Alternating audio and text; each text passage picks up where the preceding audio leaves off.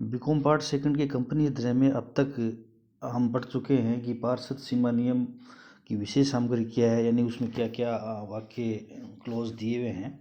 उनको पढ़ने के बाद में हमें देखेंगे कि पार्षद सीमा नियम में परिवर्तन किस प्रकार से किया जाता है। वैसे तो सामान्य तौर पर पार्षद सीमा नियम एक ऐसा प्रलेख माना जाता है जिसमें कम से कम परिवर्तन किए जाते हैं, लेकिन ये अपरिवर्तनीय प्रलेख नहीं है। इसमें विशेष परिस्थितियों में परिवर्तन भी किया जा सकता है।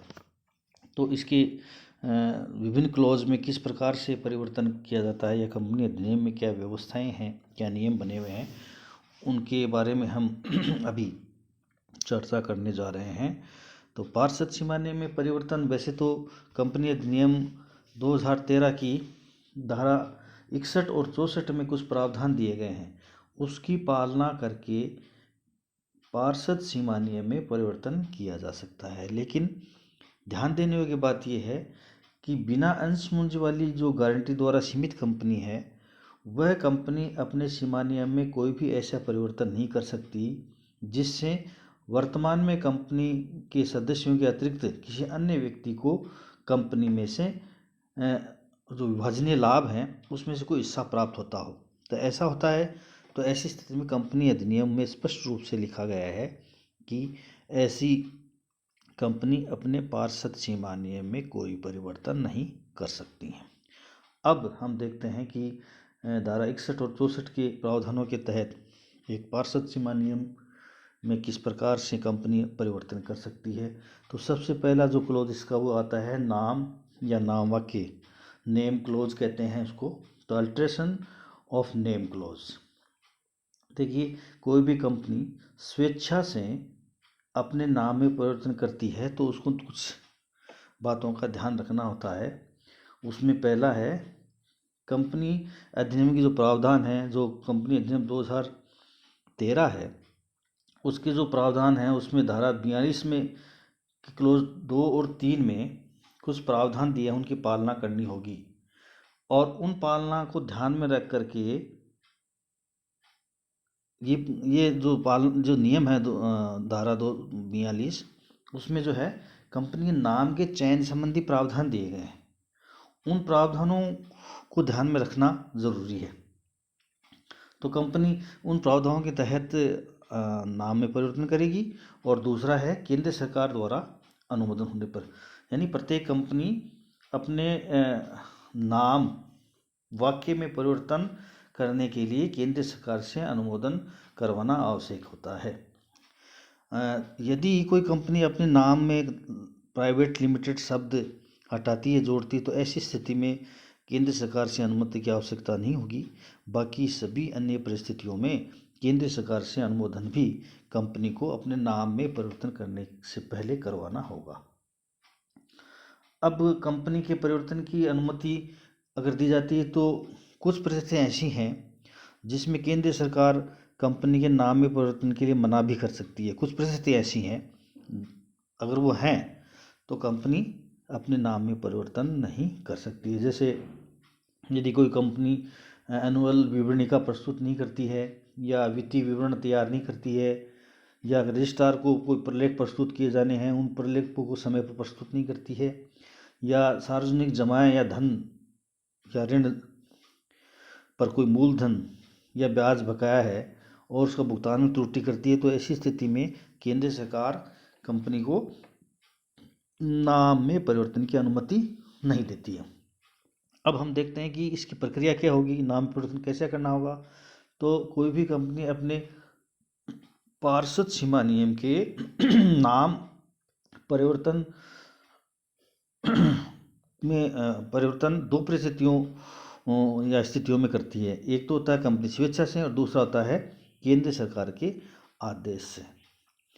कंपनी को जब केंद्र सरकार आदेश देती, निर्देश देती, तो उसे सामान्यतः नाम परिवर्तन को नाम सुधार के नाम से जाना जाता है। देखिए कंपनी के कारोबार की क्रियाओं में परिवर्तन के कारण कंपनी के नाम में परिवर्तन करने की आवश्यकता नहीं होती है। यहाँ पर देखिए ये क्लोज जो एक नियम था जो INS 3 जो क्लोज था, जो फॉर्म था, वो 26/1/2016 से समाप्त कर दिया गया है। मतलब कंपनी के कारोबारी क्रियाओं में परिवर्तन के कारण कंपनी नाम में परिवर्तन करने की आवश्यकता नहीं पड़ती है। अब देखिए, इसमें देखेंगे कंपनी की स्वेच्छा से परिवर्तन करती है। यदि कंपनी चाहती है कि अपनी इच्छा से परिवर्तन, तो उसे कुछ प्रोसेस करना होगा। उसमें पहला तो करना होगा कि नाम के चयन संबंधी जो नियम दिए हुए हैं उनकी पालना करना, यानी कंपनी अधिनियम 2013 के अंतर्गत कंपनी के नाम के चयन करने के कुछ निर्देश दिए हुए हैं। उनकी पालना सबसे पहले कंपनी को जब पहली बार नाम का निर्धारण करती तब भी करना पड़ता है, और जब कंपनी नाम में परिवर्तन करती तब भी करना पड़ता है। ये प्रावधानों की चर्चा हम पहले कर चुके हैं। जैसे कंपनी अगर कोई नया नाम परिवर्तन करती है या नया नाम रखती है, तो किसी भी अन्य कंपनी के नाम से मिलता जुलता नहीं होना चाहिए, उसके सदृश नहीं होना चाहिए, या कंपनी ऐसा नाम नहीं रख सकती जिसका उपयोग किसी देश के विधान के अंदर अपराध माना गया है, या कंपनी ऐसा नाम नहीं होना चाहिए जो केंद्र सरकार की राय में वह अवांछनीय है, या कंपनी को ऐसा नाम या पद नहीं होना चाहिए जिससे आभास हो कि कंपनी को सरकार या प्राधिकरण की संस्था से कोई संरक्षण प्राप्त होता हो। कंपनी अन्य कोई ऐसा शब्द या पद नहीं होना चाहिए जो केंद्र सरकार द्वारा निर्धारित किया जाए। यानी कहने का मतलब है कि कंपनी अधिनियम 2013 के अंतर्गत जो 42 के अंतर्गत जो नाम निर्धारण के लिए जो नियम दिए हुए हैं उनकी पालना आवश्यक रूप से करनी होगी। तो इस प्रोसेस में पहला तो नाम अगर चयन करती है नया नाम, तो इस नियमों के तहत कंपनी अपना नया नाम तय करेगी। ये नया नाम निर्धारण करने के बाद में कंपनी इस नए निर्धारित नाम का रजिस्ट्रार से रिजर्वेशन करवाएगी, यानी आरक्षण करवाएगी। तो इसके लिए कंपनी आवेदन करेगी।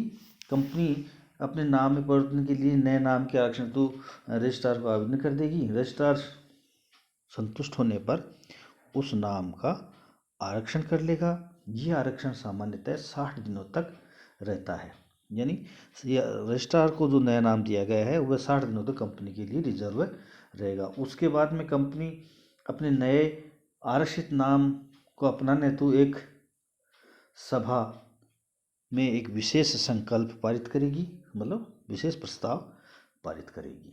उसके बाद में केंद्र सरकार द्वारा अनुमोदन किया जाएगा। तो कंपनी अपने नाम परिवर्तन करने के लिए ज़रूरी है कि उस परिवर्तन पर केंद्र सरकार अनुमोदन दे। केंद्र सरकार को आवेदन करना होगा और केंद्र सरकार उस पर विचार करेगा। मैंने अभी बता दिया था आपको कि प्राइवेट लिमिटेड शब्द जोड़ना हटाने के लिए केंद्र सरकार की अनुमति की आवश्यकता नहीं होगी। केंद्र सरकार यदि इसको अनुमोदन कर देता है, वैसे तो केंद्र सरकार को अनुमोदन की जो प्रक्रिया है या जो शक्ति है वो अब केंद्र सरकार ने रजिस्ट्रार को दे दी है, इसलिए रजिस्ट्रार ही जो है अनुमोदन का कार्य करेगा। यह अनुमोदन वाली प्रक्रिया पूरी होने के बाद में कंपनी एक फॉर्म भरेगी। कंपनी के नाम परिवर्तन हेतु रजिस्ट्रार के पास एक फॉर्म भर करके जमा कराएगी, जिसमें निर्धारित शुल्क भी होगा। इस शुल्क के साथ में कंपनी क्या कागज़ देगी, कुछ प्रपत्र देगी। उसमें पहला है जो विशेष प्रस्ताव कंपनी की सभा या साधारण सभा में पारित किया गया था उसकी प्रति, और केंद्र सरकार के अनुमोदन की प्रति के साथ में रजिस्ट्रार को कंपनी आवेदन करेगी। कंपनी का रजिस्ट्रार जो है वो उन उपरोक्त प्राप्त जो ये प्रलेख जो दिए गए हैं उनके पुराने नाम के स्थान पर नए नाम पर उसके प्रविष्टि कर देगी, और समामेलन का नया प्रमाण पत्र नए नाम से रजिस्ट्रार द्वारा जारी कर दिया जाएगा। तो इस तरह से ये नाम में परिवर्तन की प्रक्रिया पूरी होती है। इसके बाद में नाम परिवर्तन के बाद में कुछ औपचारिकताएं कंपनी होती हैं। वो औपचारिकताएं हैं जैसे कंपनी अपने अंतर नियमों में और सीमा नियमों में आवश्यक परिवर्तन करेगी। कंपनी के बही, अभिलेख, प्रलेख, रजिस्ट्रार, शीर्षक, नाम पट्टिका आदि में आवश्यक परिवर्तन करेगी। एक नई सार मुद्रा बनाएगी, संचालन मंडल की सभा में अंगीकार करेगी उसको, और पुराने जो है सार मुद्रा उसको सुरक्षित रख दिया जाएगा। और संबंधित स्कंध विनय के अंदर जहाँ पर कंपनी के अंशों का लेन देन होता है वहाँ पर इसकी नए प्रमाण पत्र की एक प्रति भेज दी जाएगी, और स्थानीय समाचार पत्रों में नाम परिवर्तन का एक सार्वजनिक सूचना भी प्रकाशित कर दी जाएगी। तो नाम परिवर्तन की पहली तो ये प्रक्रिया थी, वो स्वेच्छा से परिवर्तन की प्रक्रिया है। अब हम देखते हैं कि केंद्र सरकार अगर कंपनी को आदेश देती है तो वो परिवर्तन कैसे होता है। सामान्यतः देखिए, उसको मैंने बताया था आपको, रेक्टिफिकेशन ऑफ नेम बोलते हैं उसको, यानी कंपनी के नाम में सुधार। ये कब होता है? एक परिस्थिति तो ये है जब केंद्रीय सरकार उसको स्वतः निर्देश देती है। निर्देश ऐसा क्यों देती है? कभी कभी क्या होता है, कंपनी की जो पंजीयन होता है वो कंपनी का पंजीयन ऐसे नाम से हो जाता है जो पहले से कोई पंजीकृत कंपनी के समरूप या समकक्ष हो, जो कि 42 सेक्शन के अनुसार नहीं होना चाहिए था, लेकिन गलती से हुआ है। तो फिर केंद्रीय सरकार ऐसी दशा में उस कंपनी को अपने नाम में परिवर्तन का निर्देश दे सकती है। कंपनी को केंद्र सरकार द्वारा ऐसा निर्देश प्राप्त होने के 3 माह के भीतर कंपनी अपने नाम में परिवर्तन करना होगा। सॉरी करना होगा। कंपनी अपने नाम में परिवर्तन हेतु एक साधारण संकल्प पारित करेगी। पहले मैंने आपको बताया था एक विशेष संकल्प। यहाँ पर क्या है, अगर केंद्र सरकार निर्देश देती है तो कंपनी को एक साधारण संकल्प सभा में पारित करना होगा, यानी केंद्र सरकार के निर्देश की पालना के लिए एक साधारण संकल्प कंपनी पारित करेगी। दूसरी परिस्थिति होती है जब कंपनी, कभी कभी क्या है कि ऐसे नाम से पंजीकृत कर दिया जाता है जो कंपनी किसी पंजीकृत ट्रेडमार्क, जो ये अंडर द ट्रेडमार्क एक्ट 1999 जो बना हुआ है उसके तहत उसे मिलता जुलता सदृश नाम से रजिस्टर्ड हो जाती है। तो ऐसी दशा में उस पंजीकृत ट्रेडमार्क के स्वामी को जो है उस पर आपत्ति होती है, और अगर वो आपत्ति करता है तो वह 3 वर्ष के भीतर केंद्र सरकार को उस कंपनी के नाम परिवर्तन आवेदन करेगा और केंद्र सरकार उस कंपनी को उस नाम में परिवर्तन का निर्देश देगी। कंपनी को केंद्र सरकार से निर्देश की तिथि के 6 माह के भीतर अपने नाम में परिवर्तन करना होगा। ये भी एक साधारण संकल्प पारित करके ही किया जा सकता है। इस नाम सुधार प्रक्रिया में देखिए, जो प्रक्रिया है उसमें परिवर्तन 6 माह में किया जाए, यानी कंपनी अपने नाम में परिवर्तन, यानी जिसको हम सुधार कह रहे हैं, जो केंद्र सरकार के निर्देश द्वारा होता है वो 6 माह के भीतर करना होगा। साधारण संकल्प पारित करना होगा। रजिस्ट्रार को परिवर्तन की सूचना देनी होगी, यानी ये परिवर्तन करने के 15 दिन बाद में 15 दिन तक परिवर्तन का या सुधार का सूचना जो है रजिस्ट्रार को दे दी जाएगी, ताकि रजिस्ट्रार आवश्यक कार्रवाई करे। रजिस्ट्रार क्या करेगा? समापन के प्रमाण पत्र तथा सीमा नियम में परिवर्तन कर देगा। रजिस्ट्रार की कंपनी समापन प्रमाण पत्र में आवश्यक परिवर्तन करने के बाद में ये परिवर्तन मान्य होगा। इसमें अगर कोई कंपनी का अधिकारी या कंपनी त्रुटि करती है तो इसमें दंड की प्रक्रिया भी, व्यवस्था भी है। कोई भी अगर इस नियमों केंद्रीय निर्देश के नियमानुसार कार्य नहीं करता है तो उसमें आवश्यक दंड की प्रक्रिया भी इसमें दी हुई है, दंड का प्रावधान भी इसमें दिया हुआ है। सामान्यतः 1000 रुपये प्रतिदिन का दंड दिया जा सकता है, या प्रत्येक दोषी अधिकारी 5000 रुपये के अधिकतम 1 लाख तक के दंड की व्यवस्था इसमें धारा 16 में दी गई है। इसके बाद में सीमा नियम या अंतर नियमों में परिवर्तन अंकित कर दिया जाता है। नहीं, ये जो नाम का परिवर्तन है वो नए सीमा नियम और नए अंतर नियम तैयार हो जाएंगे और उसमें नया नाम आ जाएगा। और नाम परिवर्तन का सम कंपनी को स्थानीय अखबारों में प्रकाशन भी करना होगा। कंपनी अपने नाम या नामों में पिछले 2 वर्षों में कोई परिवर्तन किया है तो उस कंपनी को अपने नाम के साथ पिछले 2 वर्षों में भी कोई परिवर्तन है तो उसका प्रकाशन भी कंपनी को करना होगा। और अन्य औपचारिकताएं जो हैं वो वही कंपनी के सभी प्रलेखों में, सार्वभौम मुद्रा में, सब जो भी परिवर्तन करने हैं वो औपचारिकताएं कंपनी को करनी होगी। तो इस तरह से पार्षद सीमा नियम के पहले जो नाम वाक्य है उसमें कंपनी अधिनियम की इन प्रावधानों के तहत जो है परिवर्तन कर सकती है।